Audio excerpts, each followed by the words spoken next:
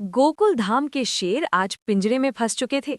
सामने मौत खड़ी थी और पीछे खाई। चुन्नी लाल की उंगली ट्रिगर पर थी और मौत का फरमान जारी होने ही वाला था।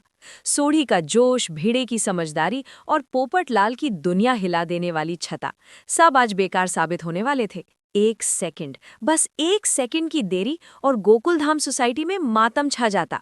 गोली चलने ही वाली थी कि तभी जंगलों के सन्नाटे को चीरती हुई एक ऐसी आवाज गूंजी जिसने चुन्नी लाल के पैरों तले से जमीन खींच ली। वो सायरन, वो पुलिस की एंट्री। लेकिन सवाल ये है कि इंस्पेक्टर चालू पांडे को इस बीहड़ जंगल में गोकुलधाम वालों की लोकेशन मिली कैसे? इसका जवाब छिपा है अय्यर के उस वैज्ञानिक दिमाग में जिसे जेठालाल हमेशा ट्यूबलाइट समझता है।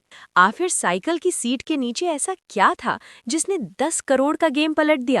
और क्या सच में वो साइकिल असली सोने की थी? दिल थाम कर बैठिए, क्योंकि आज का एपिसोड सस्पेंस का बाप है। तो कहानी वहीं से शुरू होती है जहां हमारी सांसें अटकी हुई थी। एक सुनसान वीरान जगह, जहां परिंदा भी पर मारने से पहले 10 बार सोचता है। वहां खड़े हैं हमारे गोकुल धाम के एवेंजर्स, बिना सुपर पावर के। सामने खड़ा है गुंडों का सरदार चुन्नीलाल, जिसकी आंखों में लालच ऐसे चमक रहा है जैसे सेल में औरतों की आंखें चमकती हैं। माहौल एकदम टाइट है। टेंशन इतनी है कि अगर कोई माचिस जला दे तो पूरा जंगल उड़ जाए। लेकिन इस टेंशन के बीच हमारे रतन भाई, अरे वही रत्नागिरी वाले रतन भंडारी भाई साहब, ये इंसान अलग ही मिट्टी का बना है। सामने बंदूक तनी है, जान खतरे में है, लेकिन इनका बिजनेसमैन वाला एटीट्यूड कम नहीं हो रहा। रतन भाई अपनी टिपिकल मारवाड़ी स्टाइल में तान छेड़ते हैं। अरे मारे गोकुल धाम री बात सुहानी, उसूल रे पक्के हर बार, चौखे होवे ईमान में संबंध हो या व्यवहार।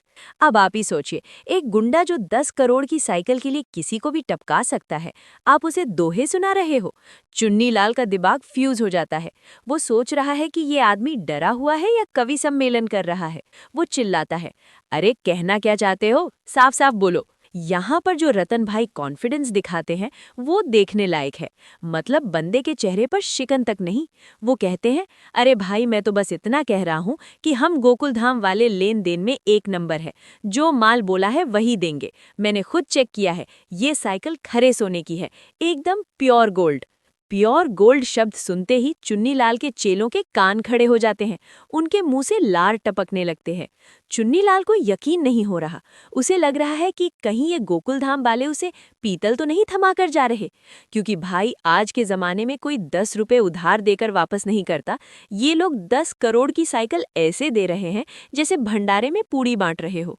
चुन्नीलाल का चेला, जिसका नाम शायद लल्लू या पंजू होगा, वो आगे आता है।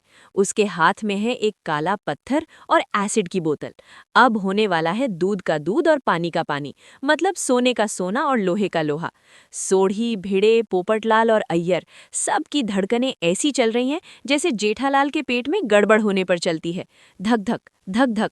अगर ये साइकिल नकली निकली तो समझो सबका राम नाम सत्य है। चेला उस एसिड को साइकिल की सीट के पास रगड़ता है। एक पल के लिए सन्नाटा छा जाता है। चेला जोर से चिल्लाता है, ओ नो! इस ओ नो ने तो सबकी जान ही निकाल दी। चुन्नीलाल को लगा गया माल हाथ से। गोकुलधाम वालों को लगा आज तो यमराज भैंसा लेकर आ ही गए हैं।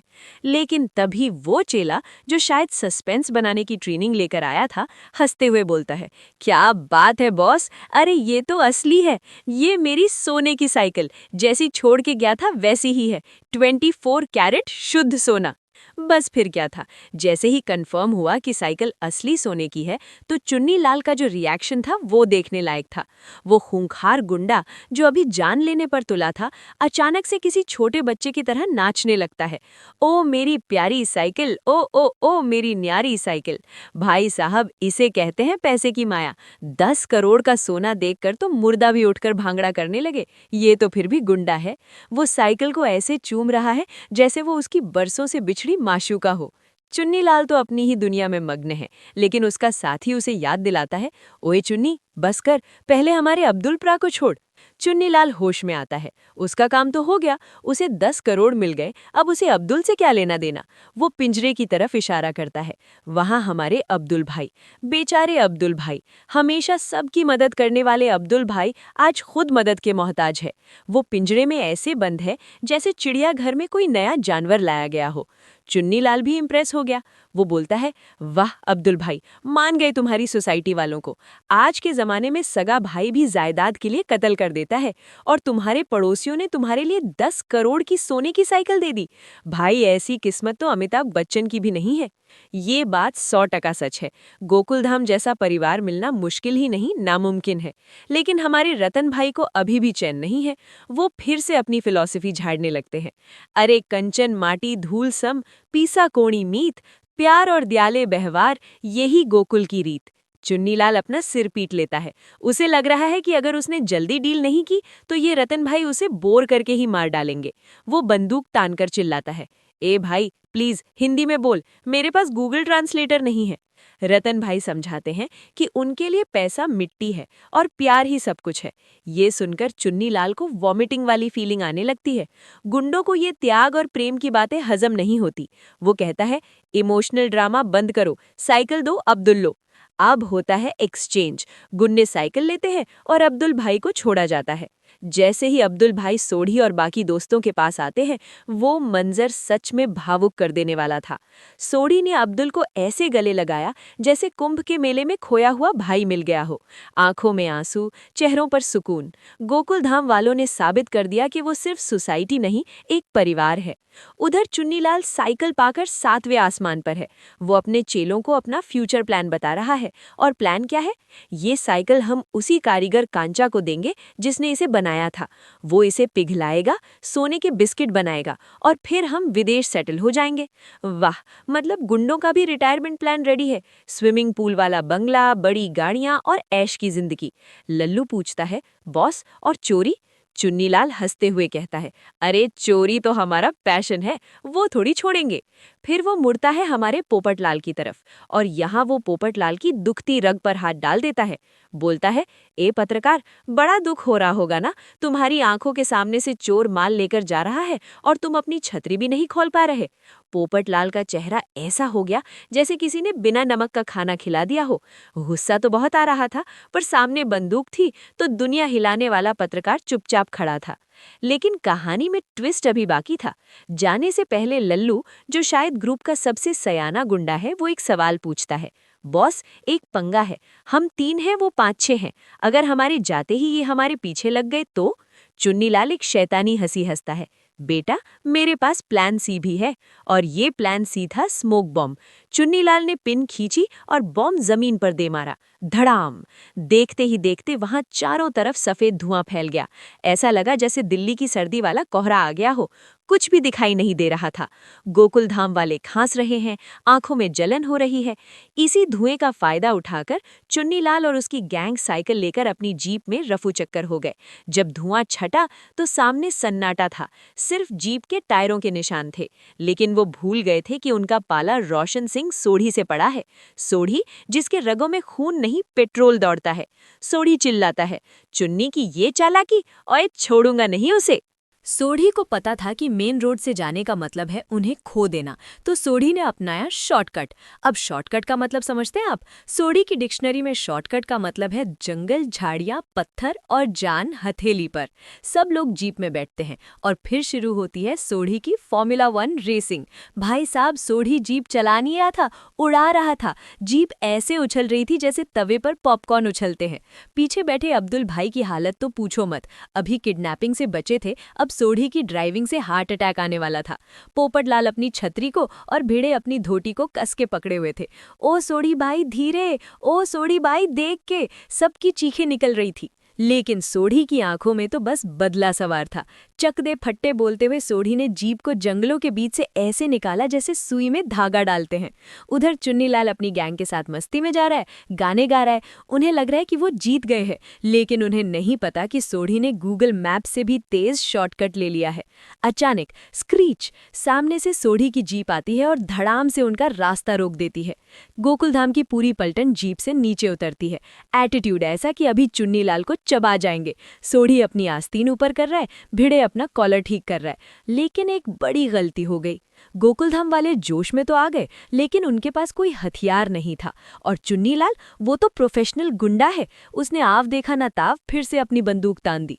रुक जाओ, जहां हो वहीं रुक जाओ। चुन्नीलाल की इस दहाड़ ने सोढ़ी का सारा जोश ठंडा कर दिया।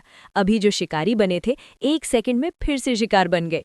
चुन्नीलाल हंसता है, बड़ी होशियारी दिखा रहे थे ना, शॉर्टकट मार के आए थे, अब तुम्हें ऊपर जाने का शॉर्टकट दिखाता हूँ, हाथ ऊपर।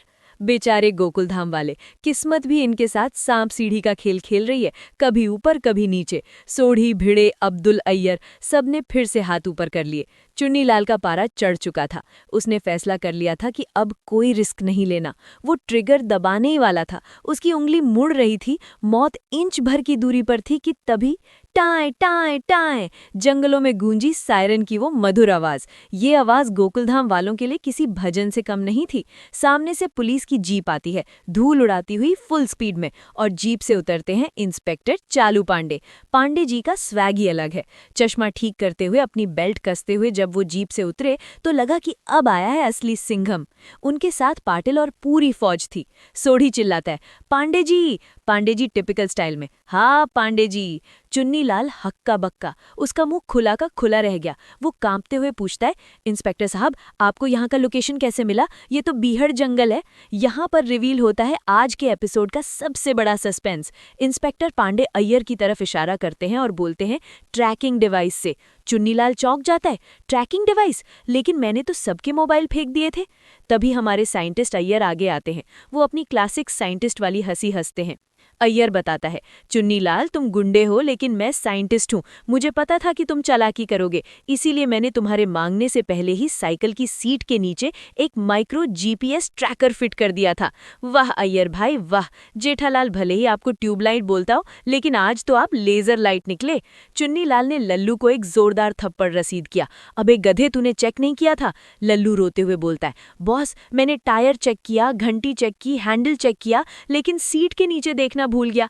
पोपटलाल मौके का फायदा उठाकर तंज कसता है, अरे सोने की चमक ने तुम लोगों को अंधा कर दिया था। लालच का चश्मा पहनोगे तो ट्रैकर कैसे दिखेगा? लेकिन चुन्नीलाल का एक सवाल अभी भी बाकी था। वो झुंझलाकर पूछता है, ठीक है पुलिस आ गई, ट्रैकर था, लेकिन वो साइकिल अपने आप खिंचकर तुम्हारे पास कैसे आई? क्या उसमें चुंबक लगा था? अब बारी थी अब्दुल भाई की। अब्दुल हंसते हुए बताता है, अरे वो हमारे साइंटिस्ट अय्यर भाई का एक और कमाल है, तंगुस वायर। जी हाँ दोस्तों, तंगुस वायर, एक ऐसा तार जो इतना पतला होता है कि आंखों से दिखाई नहीं देता, लेकिन इतना मजबूत होता है कि हाथी को भी खींच ले। अय्यर ने उस तार का एक सिरा साइकिल से बांधा था और एक रील अपने हाथ में रखी थी। जैसे ही गुंडों का ध्यान भटका, अय्यर ने रील घुमाई और साइकिल फिशिंग रॉड की तरह खिंची चली आई। चुन्नीलाल ने अपना माथा पीट लिया। उसे समझ आ गया कि वो गुंडागर्दी में तो पास हो गया, लेकिन साइंस में फेल हो गया। पांडे जी अपना डायलॉग मारते हैं, हम गोकुलधाम वाले हैं बड़े सीधे, लेकिन जब अपनी पे आ जाए ना तो अच्छे अच्छों के फट्टे चक देते हैं। फिर वो अपने असली रूप में आते हैं। पाटिल, सोने की साइकिल कब्जे में लो और इन तीनों को लॉकअप में डालो। आज इनकी इतनी धुलाई होगी कि ये सोने की बिस्किट तो क्या, पार्ले जी का बिस्किट खाने लायक भी नहीं बचेंगे। सीन शिफ्ट होता है पुलिस स्टेशन। सलाखों के पीछे खड़े हैं चुन्नीलाल, लल्लू और कल्लू, चेहरे लटके हुए, एटीट्यूड गायब। बाहर खड़े हैं गोकुलधाम के शेर और चालू पांडे। पांडे जी अपनी छड़ी को हथेली पर फटकारते हुए पूछते हैं, अब तोते की तरह बोल, ये सोने की साइकिल तेरे पास आई कैसे? किसने दी? कहाँ से आई?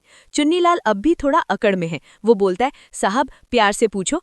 पांडे जी गुस्से में, प्यार गया तेल में। मेरा नाम है इंस्पेक्टर चालू पांडे, और झूठ बोलोगे तो पड़ेंगे डंडे। चुन्नीलाल की हेकड़ी निकल जाती है। वो हाथ जोड़कर बोलता है, हाँ हाँ साहब, मैं बताता हूँ, शुरू से बताता हूँ। इसके बाद कहानी फ्लैशबैक में जाने वाली थी, लेकिन तभी एपिसोड का वक्त खत्म हो गया। प्रोमो में दिखाया जाता है कि अगले दिन गोकुलधाम सोसाइटी में जश्न का माहौल है। रीटा रिपोर्टर अब्दुल का इंटरव्यू ले रही है। महिला मंदिर को भी खुजली हो रही है ये जानने की कि आखिर टप्पू सेना ने जो साइकिल दी थी वो सोने की कैसे बन गई। क्या टप्पू सेना को कोई खजाना मिल गया था, या फिर ये साइकिल किसी राजा महाराजा की थी? मेहता साहब, भिड़े, पोपटलाल, सबके मन में एक ही सवाल है, ये सोने की साइकिल बनाई किसने?